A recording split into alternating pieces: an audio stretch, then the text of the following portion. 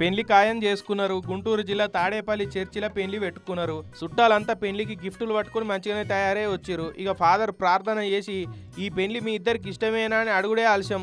భోజనాలు చేసి చదివింపులు పెట్టి ఎటోళ్ళు అటు వెళ్ళిపోదాం అనుకున్నారు. ఇంతల్నే ఆపండి అనుకుంటా డిస్ట్రిక్ట్ ప్రాజెక్టులో పనిచేసే మహిళా ప్రతినిధులు చర్చిలకు వచ్చిర్రు. అందరికి ఏమవుతున్నదో అర్థం కాలే. ఎవరు మీరు ఏడుకొచ్చి ఏం మాట్లాడుతున్నారు, పెళ్లి ఎందుకు ఆపుతారని పిల్ల తరపోళ్ళు పిల్లగాని తరపోళ్ళు డిస్ట్రిక్ట్ మహిళా ప్రతినిధులతోటి లొల్లికి దిగిరు. మీకు అసలు విషయం తెలియక పెళ్లి చేస్తామంటారు, తెలిస్తే ఈ పిల్లగాని దగ్గరకు కూడా ఓరని చెప్పిరు వాళ్ళు.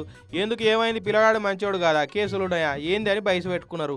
ఈ పిల్లగానికి ఆరోగ్యం మంచిగా లేదు, మందులేని బీమారు ఉన్నది, శానొద్దుల సంది గోళీలు వాడుతున్నాడు, అయినా కూడా ఈయనకు పిల్లనిచ్చి మీ పిల్ల జీవితాన్ని నాశనం పట్టిస్తారా చెప్పురని అడిగిరు. ఇదంతా చూసిన పాస్టర్ గరానికి వచ్చిండు. మందులేని బీమారు ఉంటే దాచిపెట్టి పెళ్లికి తయారైనావు, పిల్ల బతుకును ఆగం చేద్దాం అనుకున్నావా, నేను ఈ పెళ్లి నా చేతులతోటైతే నేను చెయ్యా అని పాస్టరు చర్చిలో పెళ్లి చేయనని సాప్ సీదా చెప్పేసిండు.